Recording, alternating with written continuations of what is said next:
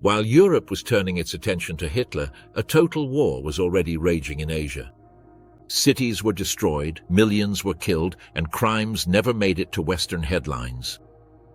What happened in China between 1931 and 1945 was deliberately silenced. The Japanese occupation was not just military. It was systematic, scientific, and brutal. And amid the chaos, an internal war further fragmented the resistance. Neither the Allies, nor the press, nor school textbooks told the whole story. Why was this part of history hidden? What really happened in China during World War II? Asia in flames, the World War no one wanted to tell. The conventional narrative places the start of World War II in September 1939, when German divisions crossed the Polish border. This Eurocentric view deliberately omits a brutal reality. The global conflict had begun years earlier on the vast plains of Asia, where an imperial power unleashed a campaign of conquest that would last 14 years. On the night of September 18, 1931, a small explosion damaged a section of the South Manchuria Railway near the city of Mukden. The damage was so insignificant that trains continued to run without interruption. However, that small explosion would become the pretext for one of the most devastating invasions of the 20th century. The Empire of Japan had coveted the region of Manchuria for decades. Rich in coal, iron, and fertile land, it represented the vital space that Japanese strategists considered indispensable for national survival. China, in 1931, presented a picture of extreme political disintegration. 2 decades after the dynastic collapse of 1912, the national territory remained under the control of regional warlords, while 2 antagonistic political movements emerged. The Republican project of the Kuomintang, under Chiang Kai-shek, and the proletarian revolution of the Communist Party, led by Mao Zedong. The Kwantung Army, the Japanese military elite stationed in Manchuria, did not wait for orders from Tokyo. Immediately after the explosion, they accused Chinese saboteurs and launched an offensive that secured them control of virtually the entire region within a week. Chiang Kai-shek, facing multiple internal crises, ordered the withdrawal of his troops to avoid a widespread escalation. It was a decision for which he would pay in blood for the next 14 years. The international community reacted with the characteristic timidity of an era dominated by economic depression and political isolationism. The League of Nations condemned Japanese aggression in the 1933 Lytton Report, but did not impose any real sanctions. Japan, in a gesture of contempt, withdrew from the organization and consolidated its control, establishing the puppet state of Manchukuo with the former Chinese Emperor Puyi as its figurehead. In the following years, Japan pursued a policy of gradual expansion that diplomats euphemistically called steady advance. Each month brought new provocations, new border incidents, and new territorial demands. The Western foreign ministries, immersed in the global economic crisis and mainly concerned with the rise of Nazism in Europe, relegated the Asian events to the category of regional conflicts, irrelevant to the global balance of power. This deliberate indifference validated Japanese aggression and set a dangerous precedent. The Western democracies showed that expansionist violence could be carried out without real consequences, as long as it happened far enough from their immediate borders. The tensions, which had been building up for 6 years, finally erupted on the night of July 7, 1937. A unit of the Japanese army, conducting maneuvers near the Marco Polo Bridge on the outskirts of Beijing, claimed that one of its soldiers had gone missing. They demanded to enter the village of Wanping to search for him. The Chinese forces refused. What followed was not just another skirmish, but the outbreak of a full-scale war. Unlike in 1931, this time Chiang Kai-shek decided to resist. The fighting quickly spread from the suburbs of Beijing to Shanghai, and from there to all of China. The Japanese soldier who had supposedly disappeared was found safe and sound hours later, but it was already too late. World War II had begun in Asia, 2 years before Hitler invaded Poland. The inaction of the Western democracies in the face of this escalation was due to multiple and complex factors. There was a deeply rooted racial prejudice that minimized the importance of Asian conflicts. The United States was immersed in a doctrine of isolationism that avoided any international commitment. Britain and France were more concerned with German rearmament than with Japanese ambitions on a distant continent. Moreover, trade relations with Japan were vital for many Western economies. The Japanese Empire was seen as a bulwark against Soviet communist expansion in Asia, a lesser evil compared to the Bolshevik threat. The hope was that China and Japan would reach a negotiated agreement that would stabilize the region without the need for external intervention. But beyond the political elites, there was also a structural indifference in the media. Western journalistic coverage of the invasion of Manchuria was scarce and, when published, was generally framed as an Asian incident with no global consequences. In contrast, the Italian invasion of Ethiopia in 1935 received more headlines, editorials, and diplomatic debates. This difference did not reflect the severity of the conflict, but rather the cultural and colonial proximity that Europe felt toward Africa, as opposed to Asia, which was perceived as exotic and distant. The American press, in the midst of the Great Depression, also prioritized domestic economic issues, relegating the war in China to secondary sections or treating it with a neutral tone that omitted the brutality of the Japanese aggression. This media blindness contributed to the public not pressuring their governments to take action. Even when Japan established the puppet state of Manchukuo and installed the deposed Emperor Puyi as a figurehead, few media outlets interpreted this as a sign of the systematic expansionism that was to come. The global disinterest, both institutional and informational, allowed the Japanese Empire to consolidate its dominance without facing strong opposition, thus incubating a global war front that would be ignored until it became impossible to contain. The unstoppable advance, how Japan crushed China. The Japanese war machine moved with the surgical precision of a perfectly planned military operation. After the Marco Polo Bridge incident, the Imperial High Command wasted no time in launching a blitz campaign aimed at breaking Chinese resistance before it could effectively organize. The objective was clear: to occupy the most important urban centers, block vital supply routes, and force a rapid surrender of the nationalist government. Beijing fell in less than 3 weeks. The Japanese troops, battle-hardened and well-equipped, subdued the Chinese defenses with an ease that surprised even their own commanders. The forces deployed in the north of the country were, for the most part, poorly trained militias, nominally loyal to Chiang Kai-shek, but inexperienced in modern combat. On July 30, 1937, both Beijing and neighboring Tianjin were under imperial control, giving Japan control of the southern railway lines and direct access to Manchuria's resources. The speed of the conquest caused panic throughout the country. Millions of refugees began fleeing inland, carrying their belongings in carts and taking their families along roads that would soon become battlefields. The mass exodus collapsed the transportation system and created a humanitarian crisis for which the nationalist government was poorly prepared. Aware that the fall of more important cities could mean the end of resistance, Chiang Kai-shek made a desperate decision: to defend Shanghai at any cost. The cosmopolitan city, with its international concessions and economic importance, was a symbol of China's modern power. Its loss would be a blow not only strategically but also psychologically. The battle began on August 13th, when Chinese forces attacked Japanese positions in the international concession. The Japanese, initially outnumbered, urgently requested reinforcements from the naval bases of the archipelago. Within a few weeks, more than 300,000 imperial soldiers landed in the region, supported by a full fleet and combat aircraft. The urban fighting in Shanghai was of an intensity rarely seen before. The elite divisions of the National Revolutionary Army, including the 87th and 88th Divisions, fought building by building, street by street, in a fierce resistance that lasted 3 months.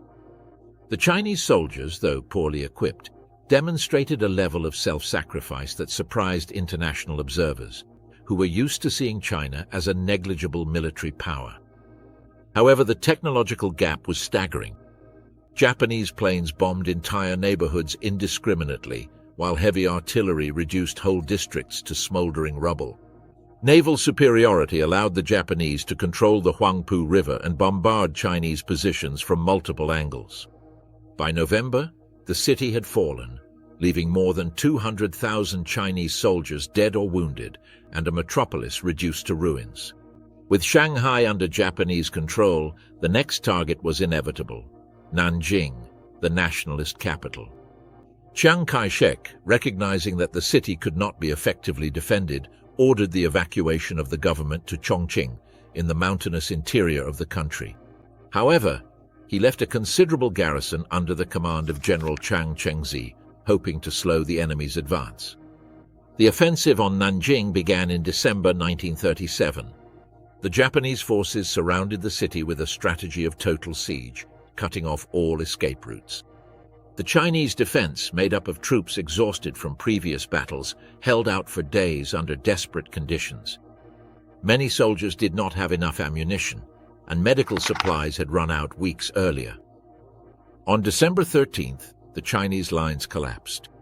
What followed was not a conventional military occupation, but an episode of barbarity that would forever stain the reputation of the Imperial Army.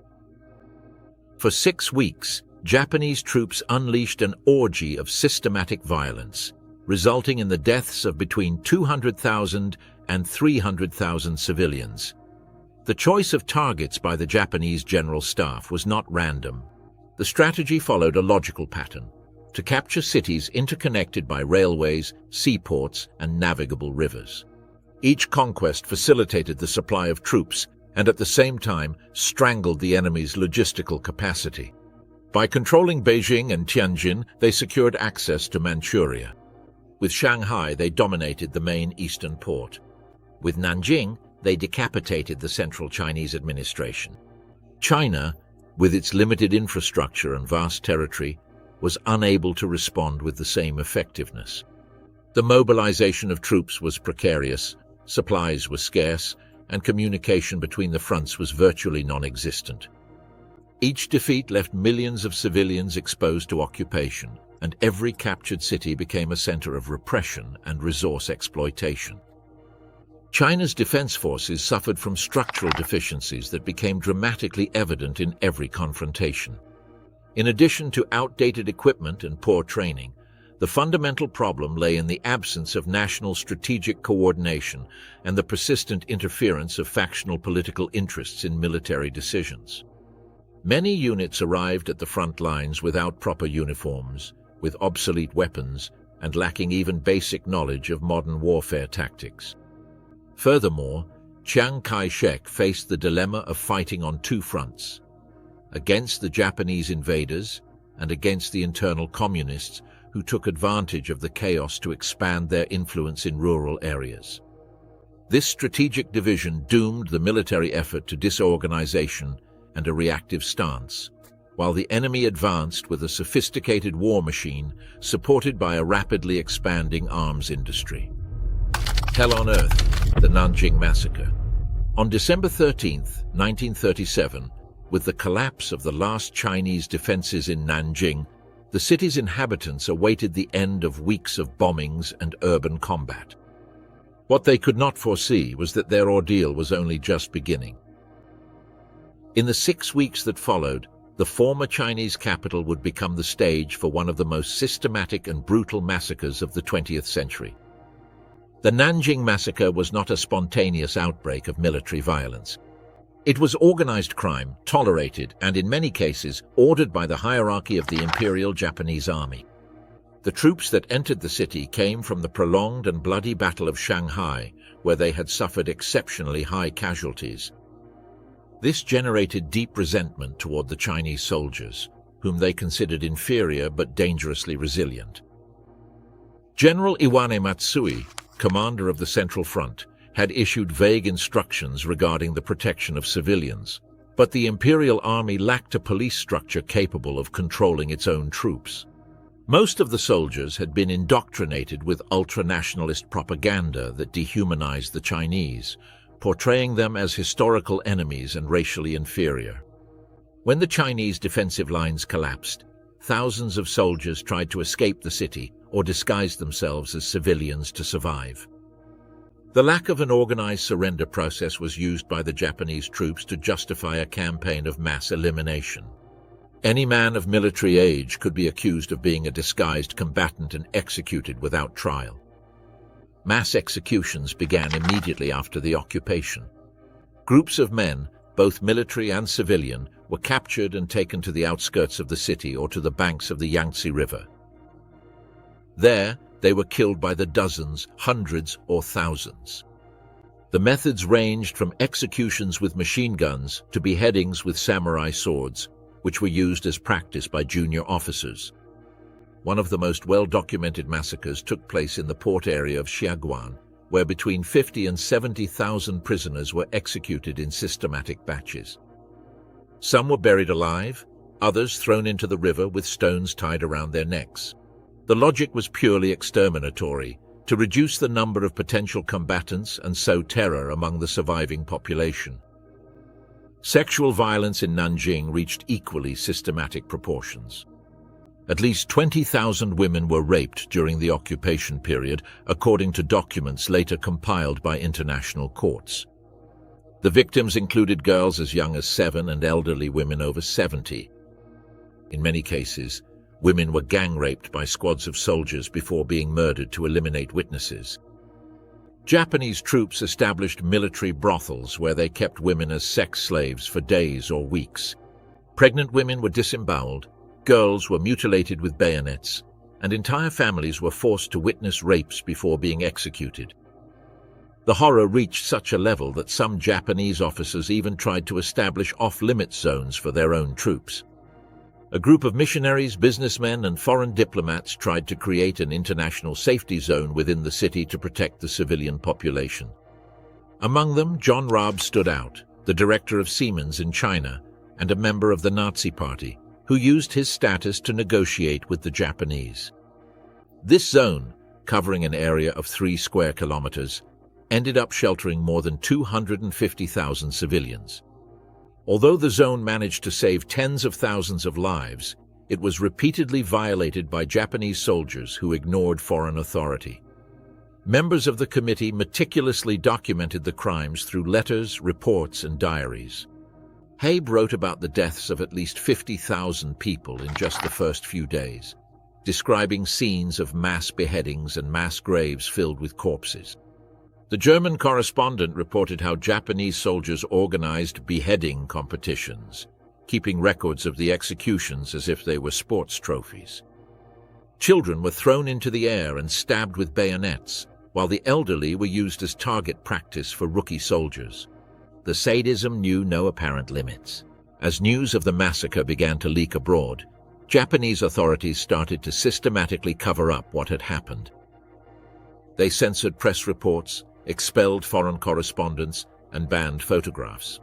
They also ordered military units to destroy bodies, burn documents, and deny all accusations. However, several pieces of evidence survived the cover-up. Clandestine photographs taken by Japanese soldiers, detailed reports from diplomats such as George Fitch and Louis Smythe, and testimonies from survivors were compiled by international organizations. This evidence would later prove instrumental at the International Military Tribunal for the Far East. During the Tokyo war crimes trials between 1946 and 1948, several officers were indicted for war crimes, including General Matsui and Prince Asaka. However, many other perpetrators went unpunished, and Japan has never officially acknowledged the total number of victims or issued a formal apology. The Nanjing massacre had consequences that went beyond the immediate humanitarian tragedy. The terror sown by the Japanese led to millions of internally displaced people and the collapse of public administration throughout the eastern part of the country. Paradoxically, far from facilitating a quick surrender, as some sectors of the Japanese command had hoped, the massacre strengthened Chinese nationalist sentiment.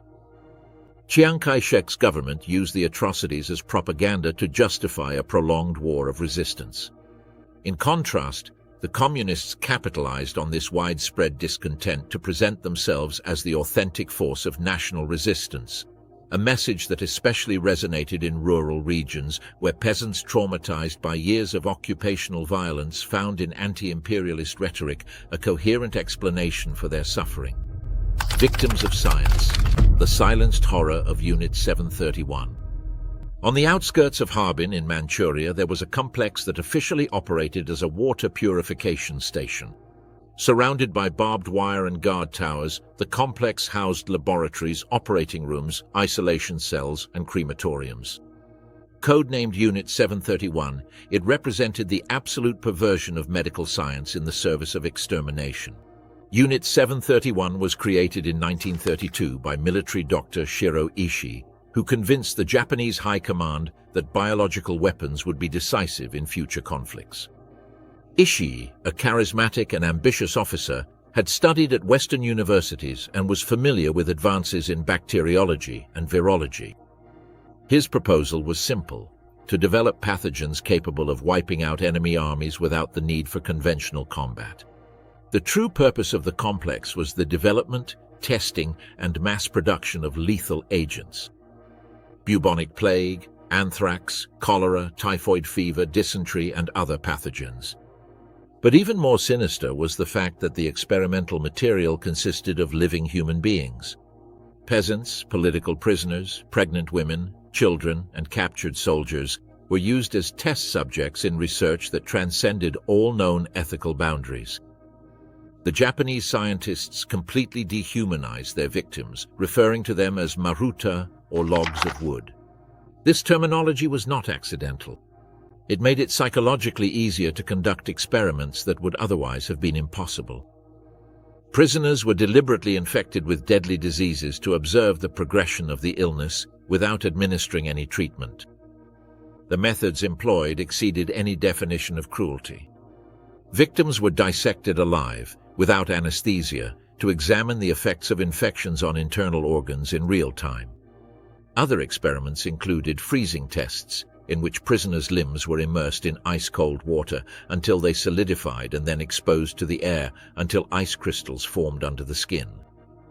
Doctors struck frozen limbs with metal objects to study fractures induced by hypothermia. Studies were also conducted on resistance to extreme conditions, forced starvation, changes in barometric pressure, injections of toxic chemicals, exposure to incendiary bombs, and experiments on the transmission of venereal diseases through systematic rape. Dr. Yoshio Shinozuka, who worked as a technician in Unit 731, later described how they would open up conscious bodies to remove infected livers and lungs. In other cases, they released contaminated rats into human cells to cause controlled epidemics. Families were used to study cross-infection among different age groups. Unit 731 was not limited to laboratory research. A fundamental part of its mission was to develop weapons applicable in real combat. Special bombs were designed and manufactured to spread diseases. The anti-flea bomb, which released insects carrying bubonic plague, and the ceramic bomb with anthrax, capable of contaminating vast areas of land and water sources. In 1940 and 1941, these weapons were used against the Chinese civilian population in cities like Ningbo and Changde. Thousands died in outbreaks of plague and cholera that were intentionally caused. Imperial Army planes dropped sacks of rice contaminated with fleas, knowing that the starving population would collect the contents without suspecting the danger. The effects were devastating. Outbreaks of bubonic plague in previously healthy areas, destruction of crops by experimental fungi, and the collapse of the healthcare system in entire rural regions. Biological weapons served not only as instruments of annihilation, but also as psychological tools to sow terror and demoralize the Chinese population. Although Unit 731 was the most well-known, it was not the only facility of its kind. The Japanese Army established a network of similar centers throughout the occupied territory. Unit 100, focused on animal and plant toxins, also operated in Manchuria. Unit 1644 in Nanjing and Unit 1855 in Beijing worked in close collaboration with the main facility. These centers shared methods, personnel, and objectives, operating as a secret scientific network that enjoyed the highest level of military protection. The involvement of Japanese universities and hospitals was also documented, as many young doctors were sent to Manchuria as part of their professional training. The project was presented as a matter of national glory and an imperial duty. At the end of the war, with the Japanese Empire disintegrating after the atomic bombs and the Soviet invasion of Unit 731, the commanders of Unit 731 systematically destroyed all evidence. Facilities were blown up, documents were burned, and thousands of bodies were buried in mass graves or incinerated in specially built furnaces. Shiro Ishii ordered his entire staff to swear perpetual silence about their activities. What followed was one of the most successful and shameful cover-ups of the post-war period. In exchange for handing over their experimental data to the American government, the main scientists of Unit 731 received full immunity from prosecution. Washington, obsessed with the outbreak of the Cold War and the arms race against the Soviet Union, considered the results of the experiments too valuable to be lost in legal proceedings. Unlike the Nazi criminals tried at Nuremberg, the members of Unit 731 were never prosecuted for war crimes. Many returned to Japan, where they held high positions in prestigious universities, public hospitals, and pharmaceutical companies. Shiro lived freely until his death in 1959, while others, like Dr. Masashi Kitano, went on to head internationally renowned medical laboratories. For decades, the existence of Unit 731 was categorically denied by Japanese authorities. It was only in the 1980s and 1990s. Thanks to the testimonies of surviving victims and the confessions of some elderly participants, the story began to be pieced together. In 1997, a Japanese civil court recognized the existence of the crimes, but the government still refuses to issue a formal apology or pay compensation. The internal enemy, a divided China. The Japanese invasion of China did not encounter a country unified under a strong central authority. Instead, it found a nation fragmented by a simmering civil war between two irreconcilable visions for China's future. Chiang Kai-shek's Kuomintang controlled the main cities from its capital, Nanking, while Mao Zedong's Communist Party had established itself in the remote province of Shanxi after completing the epic Long March. By July 1937, the KMT had devoted most of its military resources to eradicating the Communists, considering them a more immediate threat than Japanese ambitions. Chiang's philosophy was clear: first pacify internally, then resist externally. This strategy led to a series of extermination campaigns that drastically reduced communist forces and forced them to retreat to inaccessible mountainous regions.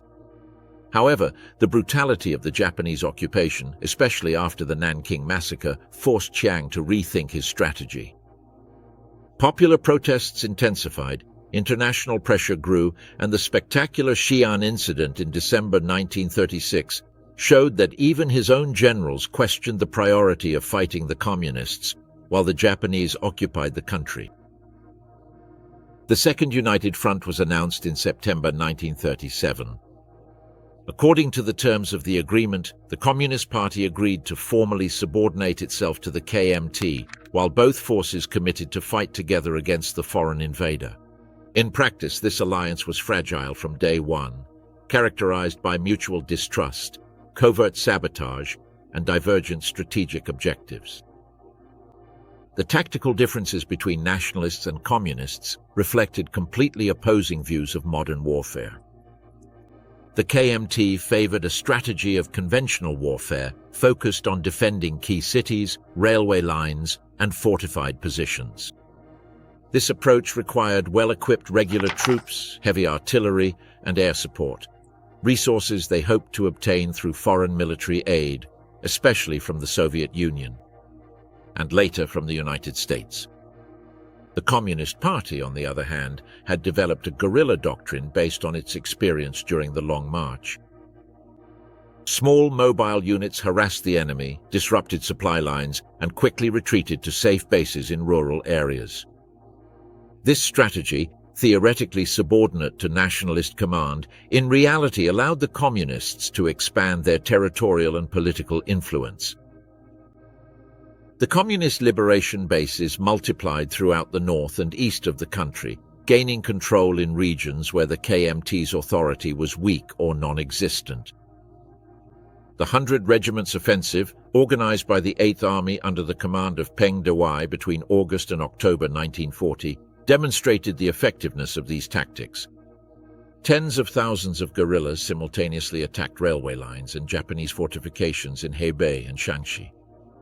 Although the operation inflicted significant damage on the enemy, it also provoked massive reprisals against civilians and led to an escalation of Japanese brutality.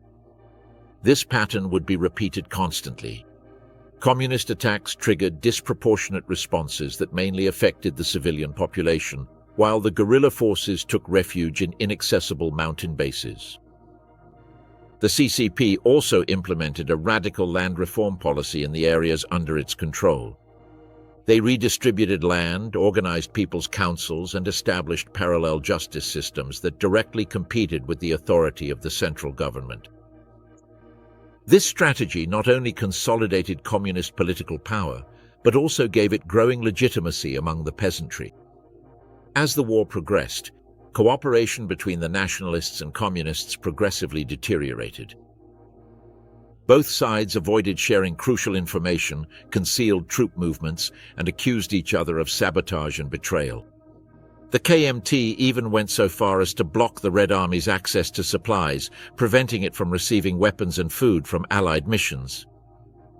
For their part, the Communists promoted anti-nationalist propaganda in their areas of influence, denouncing Chiang Kai-shek as a puppet, a tool of foreign interests and a corrupt and incompetent figure.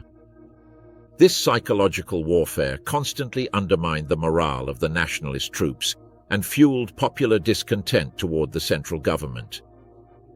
The breaking point came in January 1941 with the Battle of Southern Anhui. KMT troops ambushed a column of the new 4th Communist Army that was moving south, killing hundreds of soldiers. Mao considered this an unforgivable betrayal, and from then on, the Second United Front was effectively broken, although it continued to exist nominally to keep up appearances before the Western Allies. Even in the final years of the war, when the Japanese began to retreat under pressure from the Allies in the Pacific, communists and nationalists were positioning themselves for a future civil war. Both sides were stockpiling weapons. They were consolidating territories and recruiting forces in preparation for the inevitable confrontation that would follow the defeat of their common enemy. The internal division had devastating effects on Chinese military effectiveness. Although the nationalists received most of the external aid, especially from the American mission led by Joseph Stilwell, they squandered considerable resources on internal repression, bureaucratic corruption, and clashes with their supposed communist allies. The communists, in turn, used their limited resources more efficiently, but deliberately avoided taking on the burden of intense frontal combat, allowing the KMT to absorb the most devastating Japanese offensives. This strategy preserved communist forces for the future civil war, but weakened the national effort against the invader. The civilian population was trapped in this complex web of conflicting loyalties. In many regions, peasants were forced to choose between two sides. Collaborating with the communists could mean execution by the KMT and vice versa. This situation generated widespread distrust, demoralized large sectors of the country, and contributed to the collapse of any effective central authority in vast rural areas.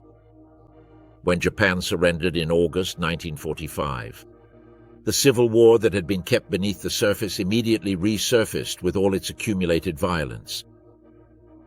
The KMT tried to re-establish its authority in the liberated areas, while the CCP hurried to occupy territories abandoned by the Japanese, especially in the strategic region of Manchuria. Thanks to its superior organizational structure, its genuine connection with the rural masses, and its effective anti-fascist propaganda, the Communist Party emerged from the conflict significantly strengthened. Although the KMT bore the The brunt of the bloodiest conventional battles, prolonged attrition, endemic internal corruption, and the progressive loss of popular support left it vulnerable to the final confrontation. Absent allies when China was abandoned, despite having been officially recognized as one of the four great Allied powers by Franklin D. Roosevelt, China was treated for most of World War II as a useful peripheral ally, but not essential to the final victory. Although formally included in leadership conferences and overall strategic plans, the material and logistical support it received was limited, uneven, and systematically subordinated to other priorities, especially the European front and naval operations in the Pacific. The entry of the United States into the war after Pearl Harbor was met with immense hope in China. Chiang Kai-shek hoped that the direct involvement of the Western superpower would radically transform the balance of power in Asia. Roosevelt, in turn, had developed a grand vision of China as a pillar of the new post-war world order, alongside the United States, the Soviet Union, and the United Kingdom. At the Cairo Conference in November 1943, China was formally recognized as a major Allied power, and it was solemnly declared that Japan would be expelled from all occupied Chinese territory. Chiang Kai-shek even became something of an exotic political celebrity to Americans, with propaganda posters featuring his image displayed on American soil, while his wife, Sung Mei-ling, even addressed the U.S. Congress. However, beyond the diplomatic symbolism and grandiose declarations, effective military aid was fragmented and conditional. Unlike in Europe, where American troops landed en masse on multiple fronts, China did not have the direct presence of significant ground combat forces. The only notable military contribution was the creation of the American Volunteer Group, popularly known as the Flying Tigers. This air unit, made up of officially retired pilots from the U.S. Air Force, operated from bases in Burma and Yunnan, under nominal Chinese command. Although they achieved significant tactical successes and provided a considerable morale boost, their overall strategic impact was limited by the small number of available aircraft and constant logistical constraints. Geography posed a critical obstacle to any massive military support. After Burma fell to the Japanese in 1942, the only land route for sending aid to China was blocked. Supplies then depended on the treacherous Hump, an extremely dangerous air route that crossed the Himalayas from India to Yunnan. Flights over the Hump faced extreme weather conditions, deadly altitudes for unpressurized aircraft, and the constant threat of interception by Japanese fighters. The limited cargo capacity meant that only a fraction of the promised weapons actually arrived. Meanwhile, Chiang was desperately struggling to unite his front against Japan, while simultaneously facing internal pressures and the growing communist threat. Relations between Washington and Chongqing became dramatically more complicated with the arrival of General Joseph Stilwell as head of the U.S. military mission in 1942. Stilwell, a pragmatic and notoriously blunt military man, he quickly developed a deep contempt for the endemic corruption of the Kuomintang and considered Chiang completely lacking in competent strategic vision. For his part, Chiang saw Stilwell as an arrogant envoy intent on unduly interfering in China's sovereign internal affairs.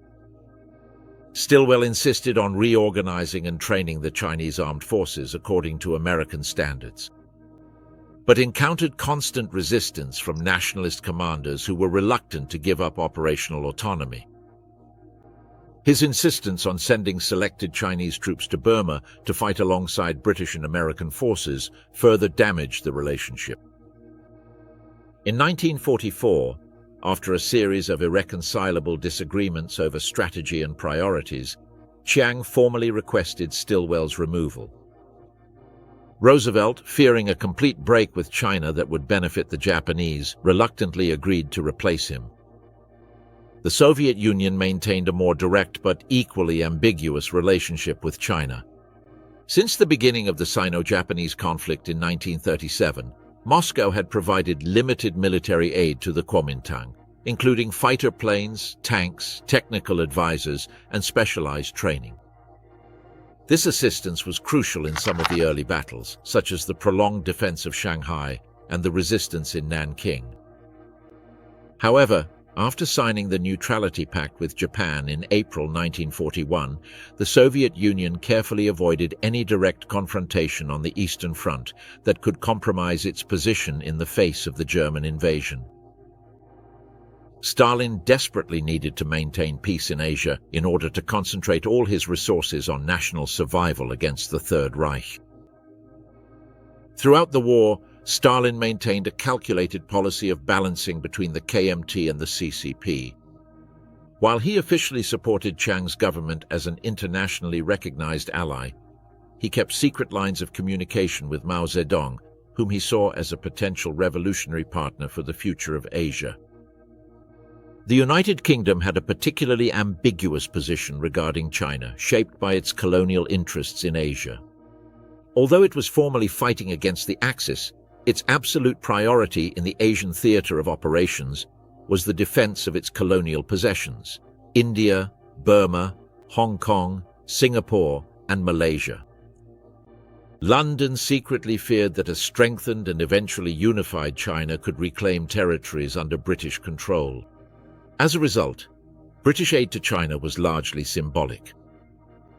The bulk of the imperial troops in Asia were concentrated in Southeast Asia, and their operational coordination with Chinese forces was minimal and often fraught with conflict.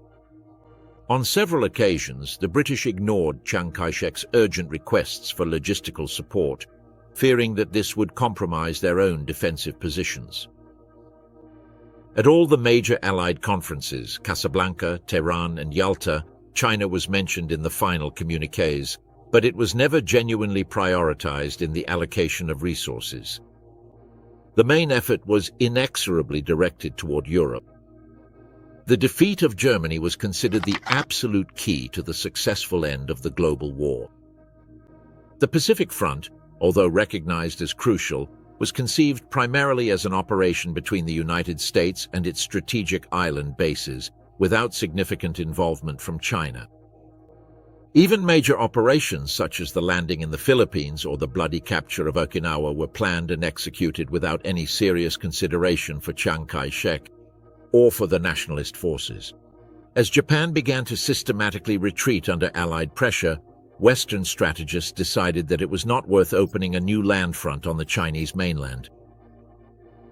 The final strategy was to completely isolate Japan through massive strategic bombings and total naval blockades, culminating in its forced surrender through the atomic bombings of Hiroshima and Nagasaki.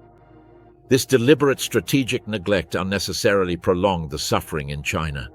The lack of direct Allied intervention allowed Japan to keep its most brutal and experienced divisions on the continent, continue the systematic repression of the civilian population, and extract resources without real military opposition until the final days of the war. Judgment Day, the Japanese shipwreck. After nearly 8 years of relentless war which devastated China and cost millions of lives, the end came with a speed that surprised even the most optimistic observers. In just 3 weeks, in August 1945, a series of interconnected events led to the complete collapse of the Japanese Empire, irreversibly altering the balance of power in Asia and marking the definitive end of the conflict on the Eastern Front. On August 8, 1945, fulfilling the commitments made at the Yalta Conference, the Soviet Union formally declared war on Japan. The following morning, more than 5 million soldiers of the Red Army crossed the borders of Manchuria, Mongolia, and Korea, launching the devastating August Storm operation. One of the fastest and most effective land offensives of the entire Second World War. Manchuria, occupied since 1931 and administered as the puppet state of Manchukuo for 14 years, was the industrial heart of the Japanese Empire on the continent. The region housed the main weapons factories, oil refineries, coal and iron mines, and chemical production centers that supplied the Japanese war machine. Its loss would represent not only a strategic blow, but also the economic collapse of the Japanese war effort. The garrisons of the Kwantung Army, once the most prestigious and feared force of the Japanese Empire, were, by 1945, a mere shadow of their former power. The best regiments had been transferred to the Pacific to defend the home islands against the expected American invasion. The remaining troops were poorly equipped, understaffed, and scattered in inadequate defensive positions. The Soviet offensive was a masterful demonstration of modern mechanized warfare. In less than 10 days, the troops of the Red Army swept through Japanese positions, occupied key cities such as Harbin, Mukden, and Changchun, and systematically destroyed all traces of imperial control in Northeast Asia. The operation included the coordinated use of mechanized infantry, tank divisions, elite paratroopers, and heavy bombers in a destructive symphony of military power. The Red Army captured more than 600,000 Japanese soldiers in battles that lasted days, not weeks. Many of these prisoners would later be sent to labor camps in Siberia, where they would remain for years in conditions that rivaled those the Japanese had imposed on their own Chinese victims. At the same time, the United States was carrying out the most devastating and psychologically shattering attack in military history. On August 6, 1945, the B-29 bomber Enola Gay dropped the first atomic bomb on Hiroshima, instantly vaporizing the city center and killing more than 70,000 people in seconds. Temperatures at the epicenter reached millions of degrees, turning human beings into charred shadows on the walls. 3 days later, on August 9th, a second atomic bomb was detonated over Nagasaki, causing approximately 40,000 immediate deaths and leaving tens of thousands more agonizing from radiation poisoning that would slowly kill them over the months and years to come. This double demonstration of absolute power eliminated any Japanese illusions about the possibility of negotiating favorable surrender terms. The Japanese High Command was paralyzed and divided. Some fanatical officers, especially in the army, advocated resisting until the total extinction of the nation, preferring an honorable death to the humiliation of unconditional surrender. Others, led by Emperor Hirohito and the more pragmatic sectors of the Navy, understood that the war was irrevocably lost and that continuing the conflict would only mean the complete annihilation of the Japanese people. On August 15th, in a historic radio broadcast heard throughout the Japanese nation, Emperor Hirohito announced the unconditional surrender of the empire. It was the first time in history that the emperor's voice was publicly heard by his people. With a trembling voice, he spoke of a new and terrible weapon, and of the need to endure the unbearable in order to achieve peace. While these seismic events were unfolding, more than 1 million Japanese soldiers remained stationed on the Chinese mainland, occupying cities, rural provinces, railway lines, strategic ports, and industrial centers. The news of the imperial surrender caused widespread confusion and fear among both the Japanese troops and the Chinese civilian population, who had endured 8 years of brutal occupation. In the absence of significant Western Allied forces on Chinese soil, Chiang Kai-shek's nationalist government immediately demanded that all Japanese garrisons surrender exclusively to the National Revolutionary Army, the military arm of the Kuomintang. This demand had profound political implications, as it sought to establish the legitimacy of the nationalist government as the sole legal authority in China.